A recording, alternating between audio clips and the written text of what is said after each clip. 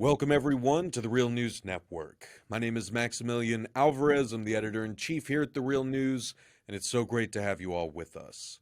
The Real News is an independent, viewer-supported, nonprofit media network, which means we don't do ads, we don't take corporate cash, and we don't put our content behind paywalls.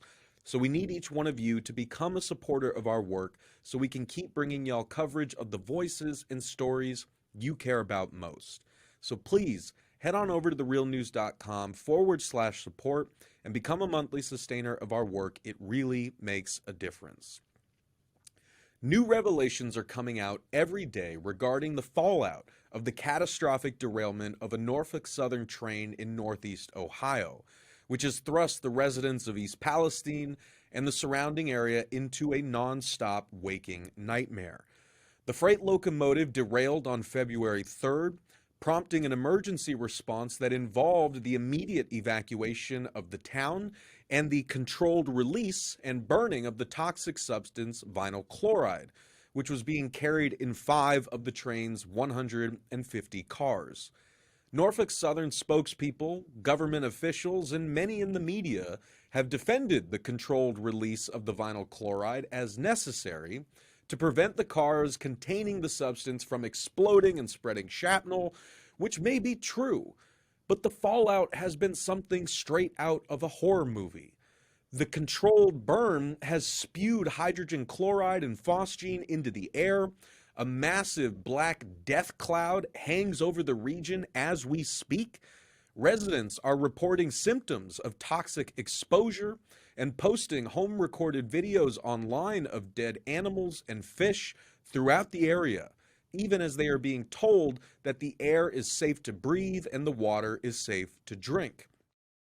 It's going to take a long time to fully appraise the damage of this train derailment on the population, on rail workers and first responders, and on the environment.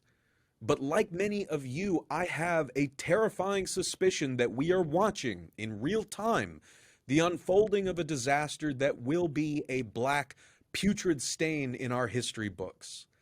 If you've been following our continuous coverage of the crisis on the nation's rail system over the past year, if you've been watching and listening to the hours upon hours of interviews with railroad workers that we published on our YouTube channel, on our podcast feed, and in our text reports, then you, like me, know how depressingly predictable, unnecessary, and avoidable the tragedy in East Palestine was. Railroad workers have been warning repeatedly about the danger we are all in after corporate oligarchs and their Wall Street shareholders have taken over the industry and a vital component of our supply chain, cutting corners, costs, and staff year after year while executive salaries, stock buybacks, and shareholder dividends skyrocket.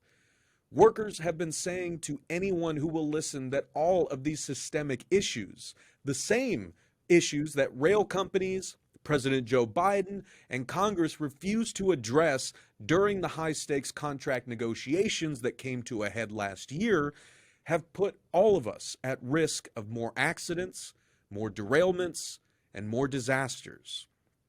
Now, Real News viewers have, of course, been asking for more coverage from us on the disaster in East Palestine, and we're going to deliver. If you haven't already, please do check out the article that my colleague and our associate editor, Mel Buer, published last week at The Nation magazine.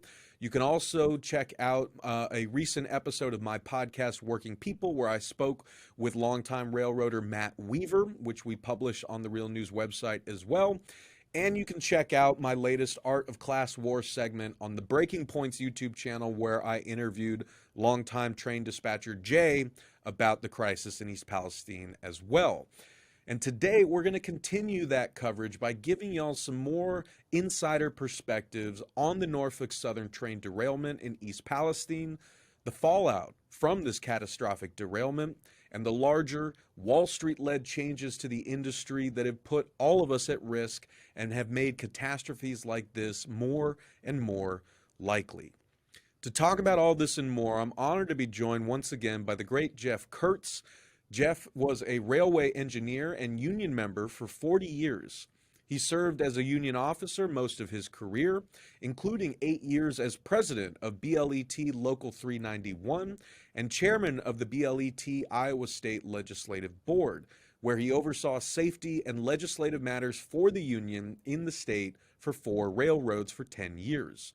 He retired in 2014 and served as state representative for 1 term in the Iowa House after winning the 2018 election in his House district. He now works in a volunteer capacity with Railroad Workers United and the local labor chapter of the Iowa Federation of Labor. We are also joined today by Mark Burrows. Now, Mark hired out as a brakeman at the Chicago and Northwestern Railroads, now Union Pacific, in Chicago in 1974, and soon became a locomotive engineer. He worked at the Soo Line Canadian Pacific Railway from 1991 until he retired in December of 2015. He was active in the United Transportation Union's 47-day strike in 1994 and served as the delegate for Local 1433 at the UTU's final convention in 2011 and the inaugural convention of the Sheet Metal, Air, Rail, and Transportation Workers Union Transportation Division, or SMART-TD, in 2014. He has been a member of Railroad Workers United for over 10 years and served as co-chair and organizer in the past. He contributes regular commentary to and is currently the editor of RWU's quarterly newsletter. Mark, Jeff, thank you both so much for joining us today on The Real News. I really appreciate it. Thank you for having us, Max. I second that. Well, and I apologize to everyone for my long intro. You know, like they'll be shorter in the future, right? But like there's a lot here to, wrestle with. And I want to make sure that folks have enough of the immediate context up front before we really dive into this with Mark and Jeff. And I'm so grateful to them for making time for this, because I know right now what we need more than ever, right, is voices like theirs giving us the insider's view, the essential historical and industry-related context that we need to understand the horrors that we are watching on our screens. And so to start off, guys, I wanted to, shut up on my end and actually just start by asking if we could just sort of get your perspective on what we are watching unfold in East Palestine, Ohio, right? Folks who are watching in horror around the country do not have your decades and decades of experience, insider knowledge, so on and so forth. So I just wanted to start by asking, in your eyes, what are you seeing that you think folks are not? And what context do you think people need to have to understand what exactly they are watching in East Palestine right now? So Jeff, why don't we start with you and then Mark hop in after him. Okay, and the thing is, I have quite a few questions because the government and the railroads aren't putting out any information.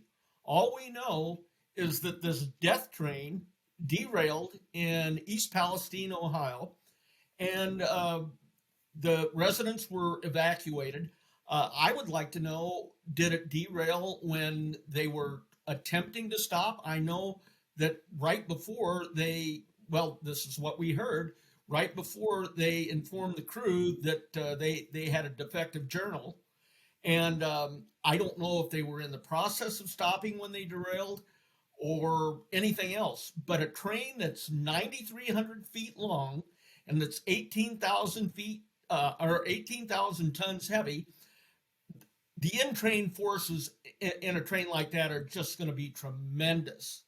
And so it really, it comes down to what occurred to cause this derailment and to cause those in-train forces to jackknife these cars and cause the damage that it did. There's questions about the hot box detectors that are supposed to catch Hot Wheels, sparks, bad journals, and things like that. So there's people that are saying that those things were turned off, and that information would go to a desk, and somebody at that desk would relay the information to the crew. Well, when I worked, we had the detectors. They were either analog detectors that we would stop at and we'd be able to tell what axle was having problems, or as time went on later in my career, we got the voice detectors that would tell us what where we needed to go and what the defects were. So there's just so many questions to this, but to me, this looks like it was eminently avoidable. We 50 years ago, we would have hot journals, sticky brakes, we'd have smoke, sparks, fire shooting out from under cars. We didn't derail like this. And that's because we had shorter trains and we had more people on the trains. So there's a lot of questions to answer, but I think it comes down to in-train forces because the train was so big, and lack of people on the train. I guess that's my cue to I, just to touch on what Jeff is talking about, the in-train forces. I want to point out everything that we talk about, the physics of these long and heavy trains, the dangers of having a disproportionate amount of the loads on the hind end with these longer and longer heavy trains. Everything, the reason we know that this is dangerous, that it pushes the envelope, is because the carriers taught us. They taught us what we know about the physics of in our training to learn how to train handle, to learn how to operate these trains. And so everything that Jeff and I talk about, we know because they taught us. Therefore, they know what they've been doing. Backtracking to the question of what are my observations? I mean, I think everybody's observations is that this is just a horrific slow motion tragedy unfolding before our eyes, and you know, and I don't want to be a prophet of doom or anything like that, but you know, let's just be real. What's going to happen 5 years from now, 10 years from now? Are we going to see a disproportionate cluster of cancer rates because of how they've just been literally poisoned by the railroads? And then, of course, you know, their response is, well, the science is inconclusive. You can't prove that this disproportionate rate of this cluster of cancer rates all around this area because of the derailment, you know. But a wise old man once said, if it walks like a duck, quacks like a duck. You touched on it in your intro about how this was preventable. That what one of the things that really grates me just watching all these politicians coming out of the woodwork, we need to have more regulation about this. Everybody coming out acting like they're shocked and surprised. I even read something a couple days ago. Somebody had an analysis that this was actually a blessing in disguise because nobody got killed, and now it draws attention to things that we need to tighten up on in relation to the railroad industry. And no, this is not a blessing in disguise.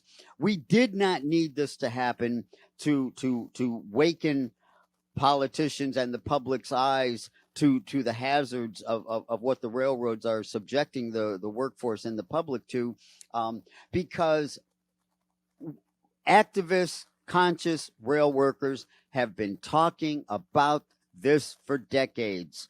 When the tragedy in Lac Magentic happened, we knew something like that was only a matter of time. We hoped, we wished that we could have more control of the narrative and prevent something like that from happening, but it was a gut punch because in spite of our best efforts, we weren't able to. And this is the same feeling again. Uh, um, we have been, as you said, we have been trying to explain the potential of something like this happening to anybody who will listen in any venue, through our website, through our newsletters, whenever we get a chance to talk publicly, and now more recently, we've been getting more media exposure in the context of the discussion over the strike. But we have known something like this could happen anytime, anywhere for decades, and it could happen again tomorrow, anytime, anywhere, until some serious changes. And I imagine we'll get to that more later. So I'll just leave it there for now. Yeah, I mean, like that's like I think one of the one of the many disheartening things about this, right, is that you're seeing the way that the discourse takes shape when people have been so thoroughly failed by the media, by our politicians, and by these companies themselves, because frankly, a lot of the media just doesn't cover this stuff and didn't until we were approaching a potential national rail shutdown last September. And so when people see a derailment like this in East Palestine, and then they hear of more derailments happening, it feels like it's coming out of nowhere. And so they're like, oh my God, what's happening? This must be some sort of conspiracy, right? And it's like, no, motherfucker, we average over 1,000 derailments a year in this country. It's happening all around you. Just no one is talking about it except railroad workers, and we need to be listening to them. We don't need bullshit conspiracy theories or partisan point scoring narratives to explain what we're talking about here. Again, as Jeff and Mark said, as the workers that we've talked to repeatedly over the past year have said to us in podcast form, YouTube videos, and in text reports, this is the product of the larger systemic changes that have taken hold of the rail industry in recent years and decades. And we need to understand that how those two things are connected, how the issues that we were screaming about throughout last year as we made our way through the different locks and keys and hurdles that had to be cleared as stipulated by the Railway Labor Act in order for us to get to the point where railroad workers could legally strike or rail companies could legally initiate lockouts, right? So I wanted to ask you guys if we could hook it back to all of that, right? We obviously can't go over all of the things we went over last year. What was at issue in the high stakes contract negotiations between the major rail carriers, that is the companies, and the 12 unions representing over 115,000 workers on the freight rail system. What we do know is that President Biden, when he appointed a presidential emergency board in the summer to try to broker an agreement between the two sides, offered its recommendations, and then President Biden and Congress essentially used those recommendations as the framework for a contract that they then forced down workers' throats in late November to avert a rail strike in early December. None of those things, the contract, the PEB, none of them addressed the larger systemic issues that we would argue, that I know Jeff and Mark would argue are at the root of what we're watching happening in East Palestine, right? The constant staff cuts, right? The making the trains longer, heavier, more dangerous, more unwieldy, while they are reducing the crew sizes on those trains, while they are piling more work onto fewer workers, while they are not investing in track maintenance, in safety inspections for the rail cars, all the necessary provisions that used to be in place. They could always be improved, but we used to have a lot more people doing a lot more checks on these trains to ensure that derailments like the one we're watching now did not happen. So Jeff, Mark, I wanted to kind of toss it back to you before we sort of take a longer view of how we got here.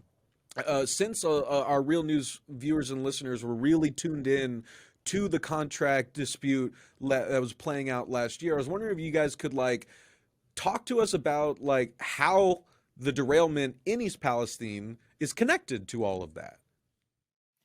Well, I think it's connected because of the fact that if you watched during, first of all, the first time you interviewed me was during the high vis fight back in last February.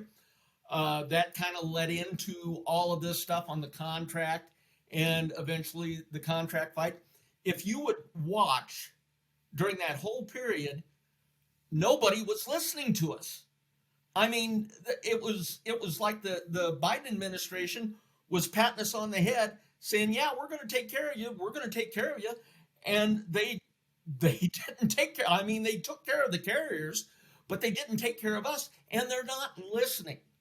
So, and I know I've talked to you about quality of life before. We have been beat like dogs since I think it was 1999 when we had a ruling against us as far as attendance policies, and that started this whole snowball rolling about attendance, and it just got it got unmanageable in the last year. Well, when you have people that aren't happy, that are tired, that are stressed, they're not going to be able to do the job they need to do. And when they've got more work piled on top of them anyway, this is just a soup, ready for a disaster, just like this. It'd be interesting to find out how much time the crew had off, how much they'd been working, how much training they had. One of the questions I have is around here we have what's called a trip optimizer or a leader program that's on the UP, and that's led to a lot of violent train separations. Was that running the train when this train went in the ditch? There's just and it comes down to training, and this is things that weren't addressed in the contract. If you look at that PEB, there are multiple issues that they say that they remand back to the parties. Well, this is after they've been negotiating for 3 years. Well, all this stuff is unresolved, and the carriers get to do what they want. And what they want to do is run 3-mile-long trains with hazardous material up the yin-yang and, just kind of roll the dice on these communities. And they want one person operating those 3-mile-long trains. Well, yeah, that's, this is, we have left so many issues unresolved that, where do we start? I don't know where we start on this. I think that it's going to take RSAC committees, and they were rail safety advisory committees. I don't know if you remember those, Mark. Yeah. But it was the FRA, it was the carriers, and it was the unions that would get together, and they would hash this stuff out. And boy, you'd get into some real dogfights in those things. But it's going to take multiple RSACs to hash this out if they bring back that system. I think it was Trump that did away with that system. But there are so many unresolved issues out there that it's going to take probably years to untangle this. I think, when Jeff poses the question, where do we start? I think the starting point is elevating and just in Railroad Workers United, we've kicked around the question of nationalization for years, but it was only last year that we were ready to go on record as an organization. A regular discussion at our past conventions, we discuss it, and many individuals, yes, I'm all for it, but don't feel comfortable with the organization publicly taking a position on this in terms of our standing and credibility. We may alienate. That had been a past discussion over the years, but in the context of what precision scheduled railroading had done over the last few years, and by the time we brought it up, but by the time it came up again at our last convention last year in 2022, we were ready, and so we have come out publicly, and it's gained traction. The United Electrical Workers recently put out a great statement advocating, and the fundamental question is simply the profit motive has to be taken out of the railroad industry. Nothing less than that is going to resolve these issues, because the compromising safety is always the cost of doing business. That's everywhere. Speed up, and in Amazon, it takes the form of workers maybe getting crippling injuries, chronic repetition injuries, or back injuries. That's the consequence of speed up and unsafe working conditions at Amazon. The consequence of speed up and unsafe working conditions on a railroad industry is tragedies like Lac Magentic and now East Palestine. I want to backtrack to the contract. The big issue that the unions were raising, and rightfully so, were mainly about scheduling, dignity, which in and of itself is a very important safety factor. But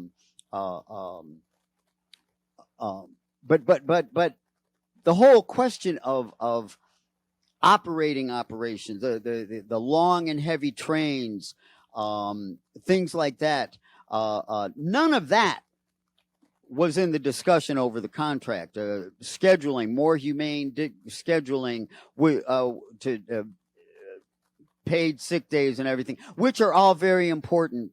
But a lot of these issues were not even in that contract discussion, are not even to be negotiated later, and this is why it's so important for us to discuss these operating practices, and really the only solution is to take the profit the profit motive out of the equation, real quickly, and we'll probably get more to this later, but so it appears that this overheated journal is what led to this derailment. Whether the cars derailed first and then the train went into emergency, or whether it went into emergency while the engineer was attempting to stop, that's not clear. All the NTSB representative said was the engineer was notified about a bearing defect, and then emergency application happened. He didn't say where it was initiated, just said that's my understanding. But years ago, when we had cabooses, you know, new hires, people that've been in the industry for 5 or 10, what's a caboose? And once upon a time, we had cabooses, we had two crew members, and one of our fundamental responsibilities was to inspect the train going around curves, looking for smoke by day, looking for sparks by night, and like Jeff was talking about, and if we saw something, and the head end crew, the head man, he would go, if it was a left hand curve, he'd look out of his window. If it was a right hand curve, he'd get up and get behind the engine and look out from the engineer's window. So you had the train being inspected on curves on a regular basis, and when I started taking road trains in 91, 7,000 feet was a good sized train, but a long winding curve that with an unobstructed view between the head end and the hind end, you could keep a good visual inspection. They introduced hotbox detectors, which are supposed to sense these things, and the combination of hotbox detectors and rear end devices. Well, then that rendered the job of the crew in the caboose obsolete. We don't need them anymore. So cut the caboose off, and then we'll just supplement with hotbox detectors, and we'll triple the size of the trains. That's the short version of how we've gotten here. The technology of these hotbox detectors is not foolproof, and I'll say more about these detectors next chance. I'll leave it there for now. Yeah, and so we'll pick up on that in a second. And I just want to try to kind of sum up where we are for viewers and listeners. Again, there's a lot about the derailment in East Palestine and the fallout from that we're not gonna know, until these like investigatory reports come out. And it feels like a lot of information is being deliberately kept out of public view right now. So I don't want to ask Jeff or Mark or anyone to speculate on things that we don't know.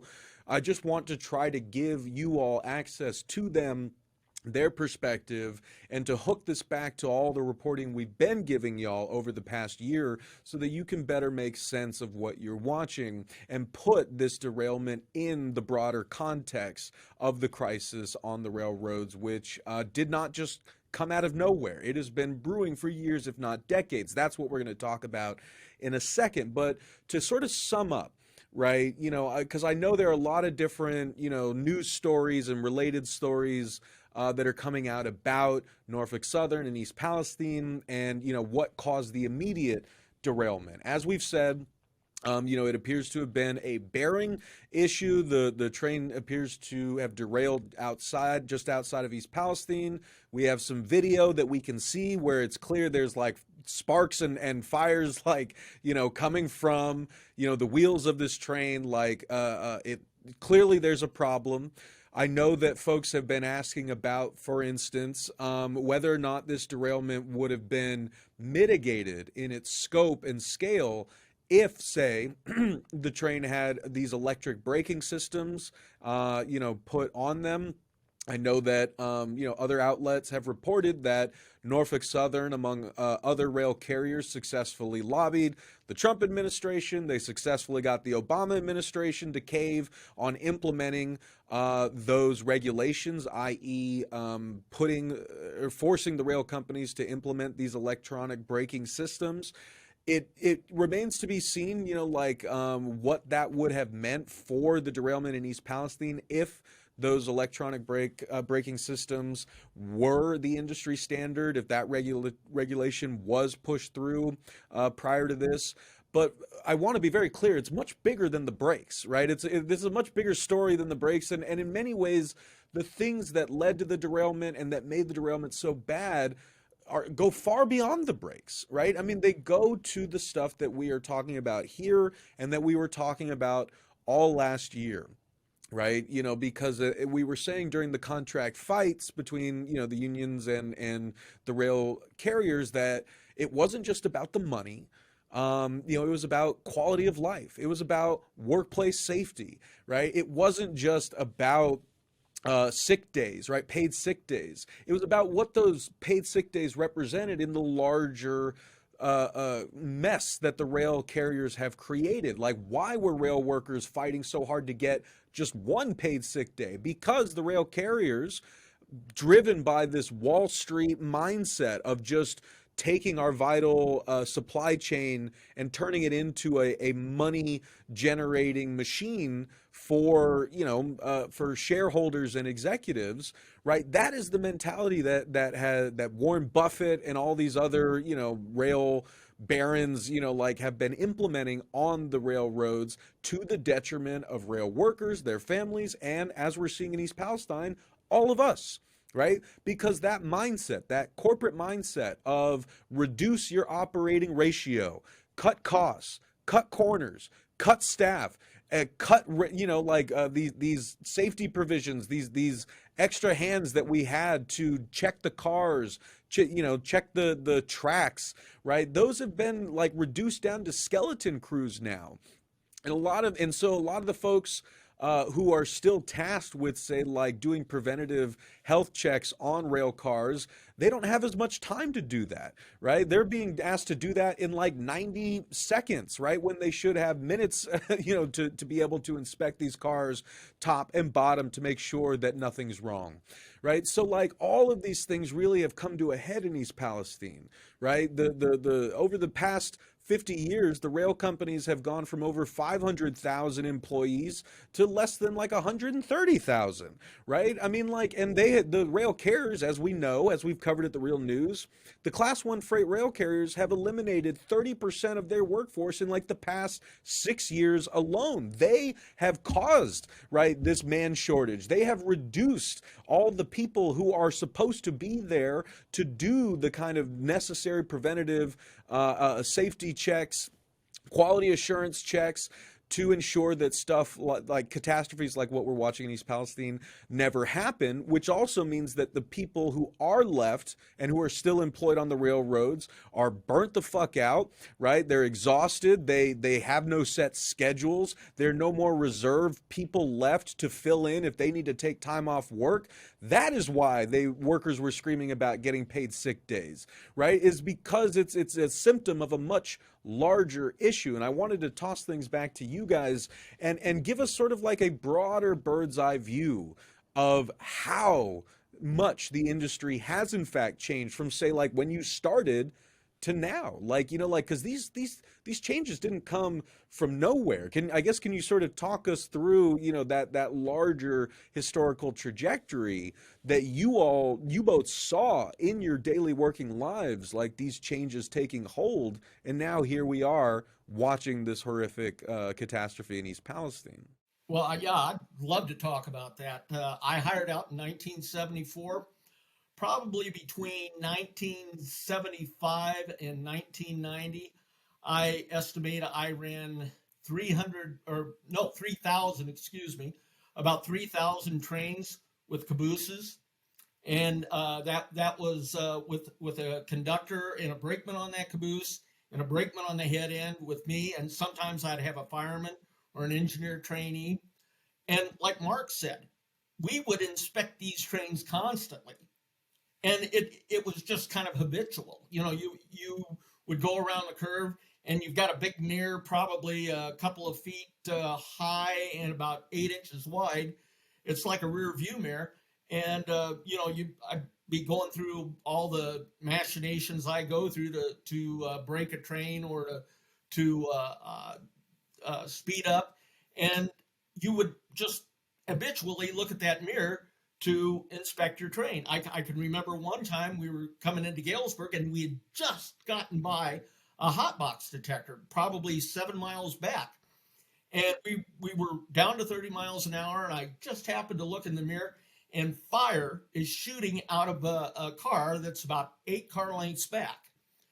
And the conductor went back there, and the head brakeman went back there. The conductor walked up, because we only had about 3,500 feet of train.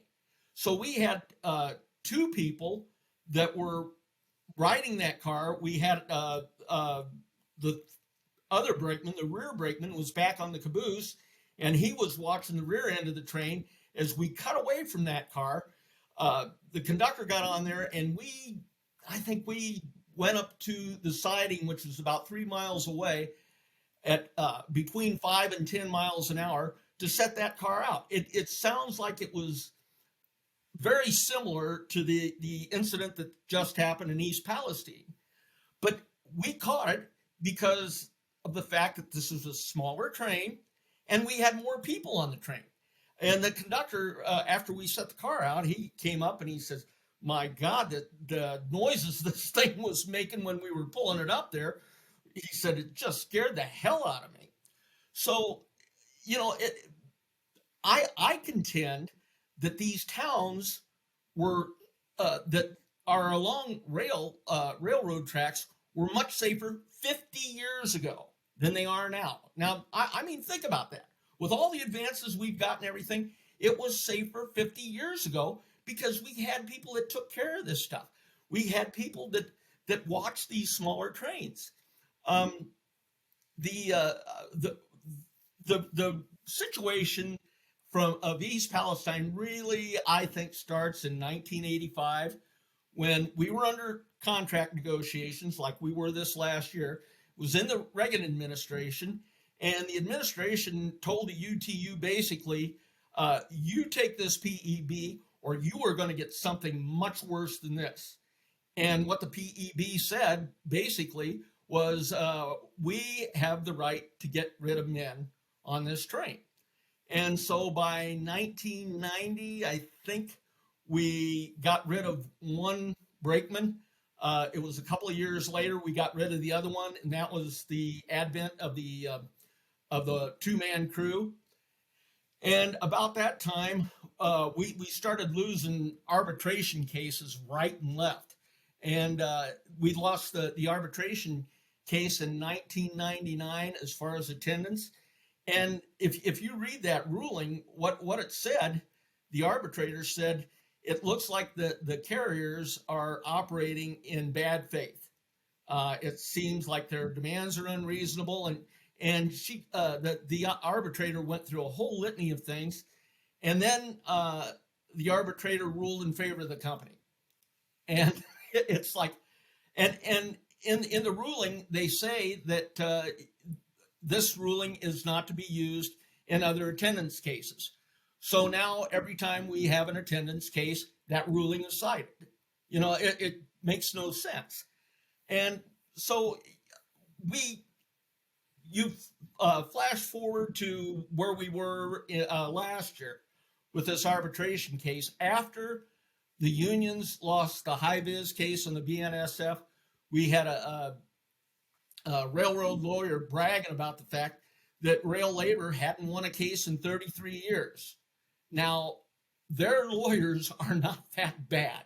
You know, this is something that happens on purpose. This is not, this is not a case of, you've got really bad lawyers and they're just not arguing the case right.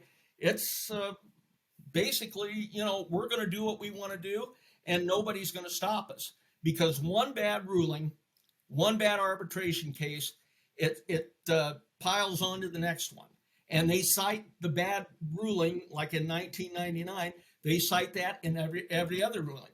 And then when they have another bad ruling, because they cited 1999, they will cite that bad ruling for the next awful thing that they do.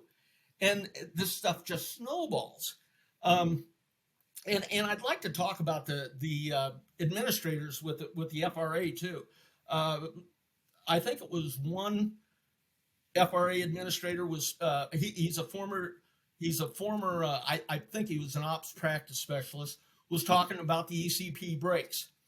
And then we had Cheryl Feinberg come out, and she was talking about long trains. And she said, yeah, I thought 80 or 90 cars was bad. She was the FRA administrator from 2015 to 2017. Well, I would love to know from these FRA people, did they talk about this at lunch? Did they talk about this in an industry meeting? Did they talk about this at a Senate or a congressional hearing? Where was it that they cited this stuff? And Cheryl Feinberg talked about, she said 80 or 90 cars was too long. And like I said, she was the administrator from 2015 to 2017. Well, I was Iowa State chairman from 2004 to 2014. And I know from 2010 to 2013, we were handling complaints from our members. In fact, I probably still have the paperwork somewhere about trains that were 12 to 13,000 feet long, which is a lot longer than 80 or 90 cars. So I'm wondering, what kind of information was she getting as the head of the FRA? If she thought 80 or 90 cars was too long, which would be somewhere between 7 and 8,000 feet, because I'm getting this information about 12 and 13,000 feet. So, it's just, it seems like it's a communication problem a lot of times that people aren't communicating. Apparently she didn't know how to communicate that we needed to do something about long trains.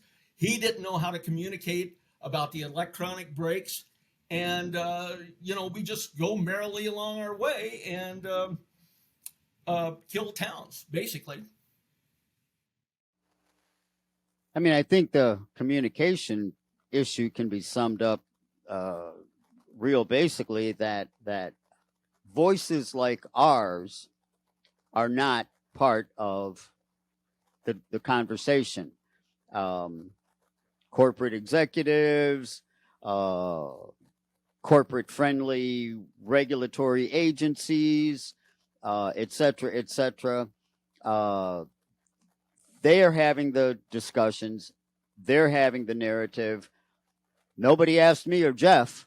Okay. And so what we try to do with Railroad Workers United is to get our narrative out there. I just want to backtrack.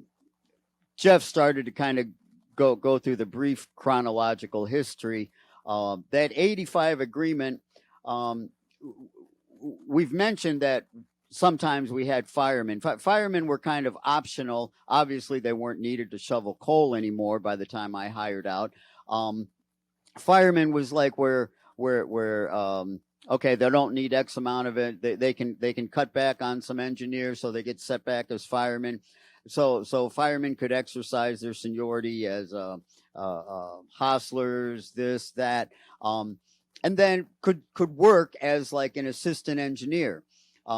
So many times we had firemen working as an assistant engineer to share the workload. So 85, that was the beginning of the demise of getting rid of the firemen, and then then getting into the early 90s, we still had 3 groundmen, a conductor, hindman, and headman. So the hindman was first to go. Then a few years later, the headman, and from there it's been engineer, conductor since that time. I get a kick out of the recent political discourse. First, the Democrats were trying to blame this. The Trump rolled back the Obama era ECP regulations before they could even be implemented. Then the Republicans shot back. Ha ha! Those ECP regulations, even this death train that's poisoned the town of East Palestine wouldn't have qualified for. So there's this back and forth with this bipartisan finger pointing, blame gaming, and all I can say is, at a certain level, you're both right. The Republicans blaming Democrats and Democrats blaming Republicans.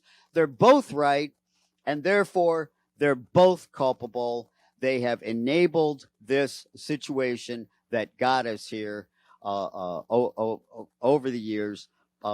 As for ECP brakes, that's a no-brainer.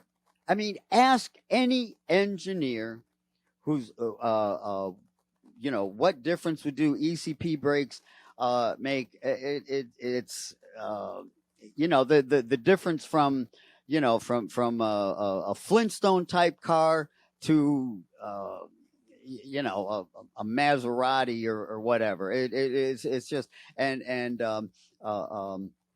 air brakes. I know it's been discussed previously. Air brakes set each boxcar, each freight car, the brakes set up one at a time. It takes several seconds for each for that reduction in brake pipe throughout the train, one long brake pipe, and it takes time for each car to set up. And when you have these longer trains, If you don't have sufficient horsepower to keep pulling and keeping it stretched, then the weight of the hind end can start running in on some of the head end where the brakes have already set, but they haven't yet set up on the hind end. And that's the danger of running 2 and 3 mile long trains. It's amazing. Most of them get over the road, and that's a testament to the professionalism and the skills of the workforce. It's amazing that most of these 2 and 3 mile long trains get over the road, but when it goes bad, it goes really bad.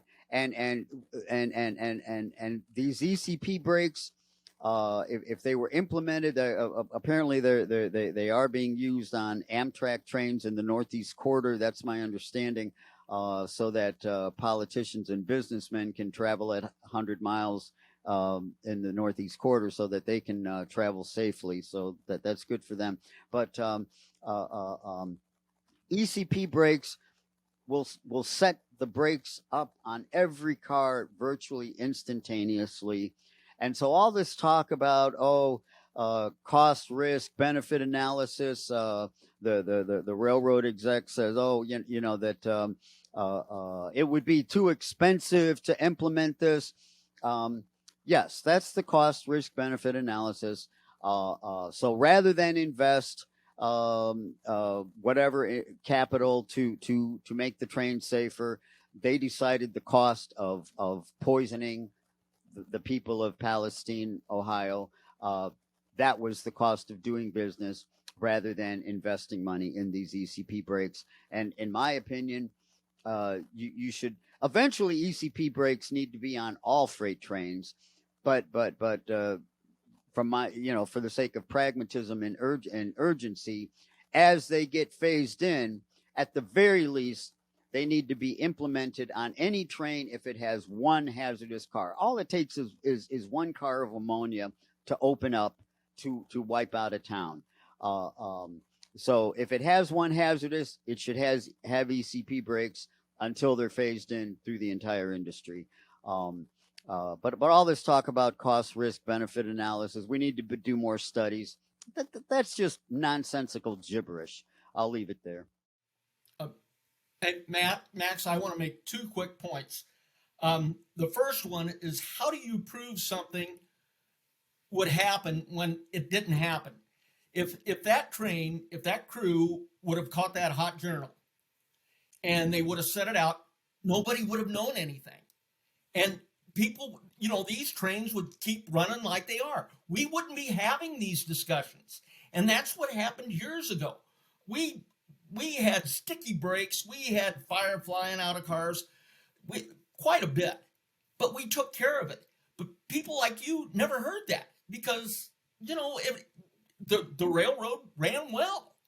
So, when we say that this stuff is dangerous, they need to listen to us, and they're not listening to us. They need to listen to us when we talk about all the accidents that we've averted. But nobody does. The second point I want to make is about the ECP brakes. ECP is for one reason only, because it reduces the in-train forces while you're braking. What happens to those forces when you're not braking? They're still there.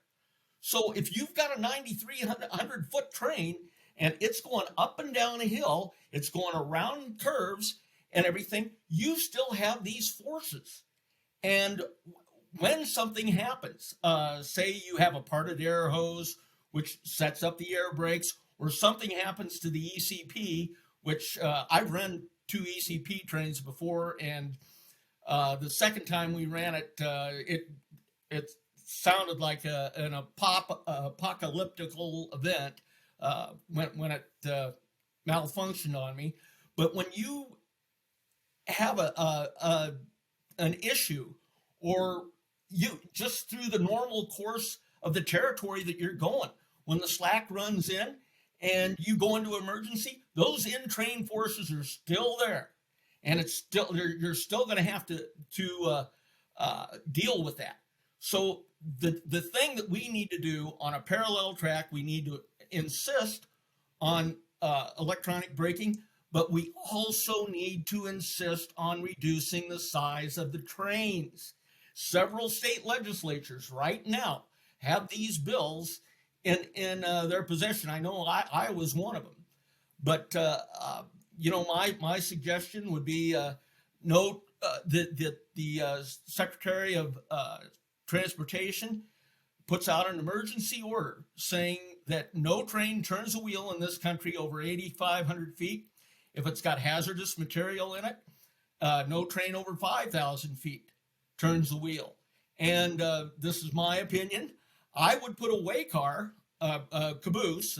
I'm sorry, I revert to railroad talk, but I would put a caboose on every hazardous material train with a conductor and a brakeman on the rear end.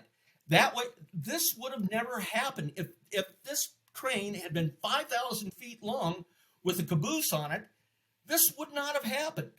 Well, I think that's a great kind of point for us to end on, because I know that in many regards we've only kind of scratched the surface here, but I hope that we can have you guys back on, and we're going to keep having more folks who've worked on the railroads, who have that insider perspective to keep giving y'all this important context. I'm sure, again, with the existing media coverage that we're getting right now, where everyone, I think, is looking for like one smoking gun or like one political party, who can definitively be said to be like the root cause of this. Like, I hope what we're getting across is that, sadly, the explanation is not that easy.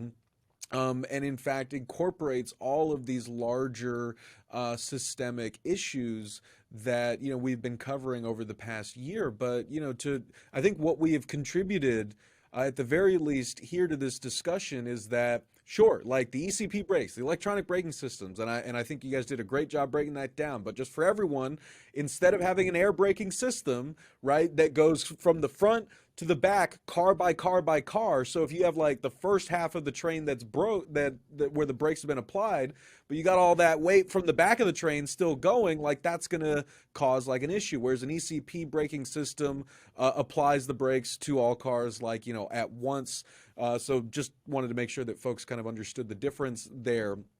So that's important, right? And I think as we're all saying here, like, yeah, like we need those. That it seems like a good thing to have those on the trains. But I think what we've contributed here that really isn't being talked about enough in the coverage of the derailment disaster in East Palestine, Ohio, is that the trains should not be that goddamn long. This was a 150 car train that was carrying multiple cars of hazardous material. Like we said at the top, 5 of those cars contain vinyl chloride. That was not the only toxic hazardous substance on that train. In fact, we're getting reports now that traces of other toxic substances are being found in the soil, in the surrounding waterways. Like, this is really bad. And the point being is that if you have trains that are that long, and thankfully there were 3 people on that train, if I recall correctly, there was an engineer, conductor, and a trainee. But remember, the rail companies want to just have one person on those trains. Imagine how much worse this derailment would have been if there was just one person on that train to respond to this sort of derailment. It would have been even more of a nightmare than what we're watching unfold right now. But that is the historical arc that we're trying to trace for you guys, right? Again, we know that from like 1980 to now, in broad strokes, we used to have over 500,000 workers on the freight rail system. Now we've got less than 150,000, right? We used to have like around 40 rail carriers. Now, that the consolidations, the mergers, acquisitions have brought that down to what, 7 major carriers, soon to be 6. And so like you have that corporate consolidation, and in that same time, over that same arc, the trains that used to have 4 or 5 guys on them, they used to be a lot shorter. You used to have more eyes and more hands inspecting the car and making sure that things were running well. And if there was a crisis, it could be responded to immediately. Those trains have tripled in size while the crews have diminished down to 2 people, right? So like this is the direction things are going. And at the same time, again, instead of investing what needs to be invested in a robust workforce, right, that can make sure that this vital component of our supply chain is running properly, that catastrophes like this don't happen, we've been slashing the workforce. Instead of investing in track maintenance, let alone, things like we should be investing in, like track electrification, expanding safe rail, like travel in this country, we've been doing the exact opposite. Like we've been letting our infrastructure crumble so that all of that extra money can just go into the pockets of shareholders and executives. Like something has to give, and I think we are watching that something give right now. And so we need to care about this, and we need to understand that it's not just one-off technical glitches that are causing, these derailments. This is not the only derailment that's happening.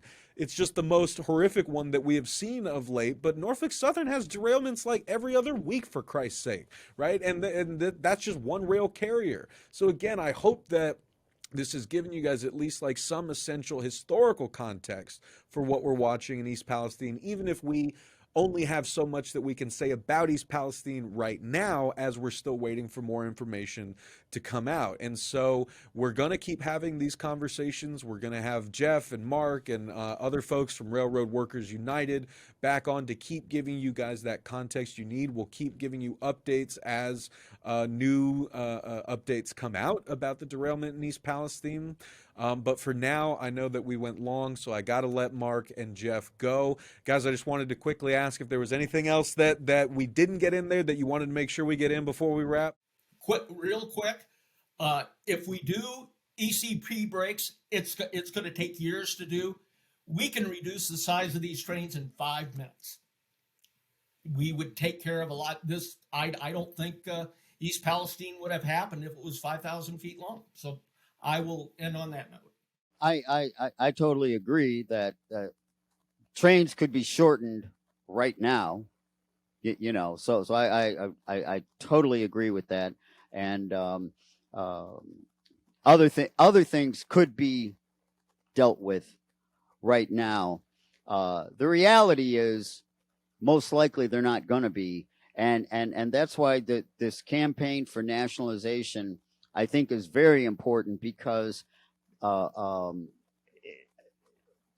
will take the profit motive out, and then workers, communities, shippers can sit down and collectively discuss and find that balance of safety and efficiency. Have a democratic, inclusive discussion. We don't want to run 2,000-mile long trains, but we don't want to run 3-mile long trains either.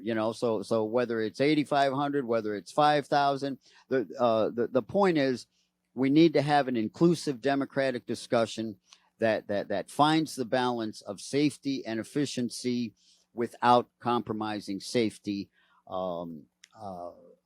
so that products can be moved safely, communities cannot be put in jeopardy, workers can work safely and with dignity. And I'll just leave it there. Thank you. So that is the great Mark Burrows and Jeff Kurtz, both veteran, now retired railroaders with decades and decades of experience working on the railroads. Follow their work at Railroad Workers United. Subscribe to their newsletter. Stay up to date on the latest news coming out of the rail industry from the rank and file. Jeff, Mark, thank you both so much for joining me today on The Real News. I really appreciate it. Thank you, Max, and thanks for covering this. I second that. Thanks for having us, and thanks for your exemplary coverage. Thanks so much, guys. Really appreciate that. And we're not done. We're going to stay on this until we get the change that we need. And to all of you watching, thank you for following this. Thank you for caring. And please, before you go, head on over to therealnews.com/support. Become a monthly sustainer of our work so we can keep bringing you important coverage and conversations just like this. Thank you so much for watching.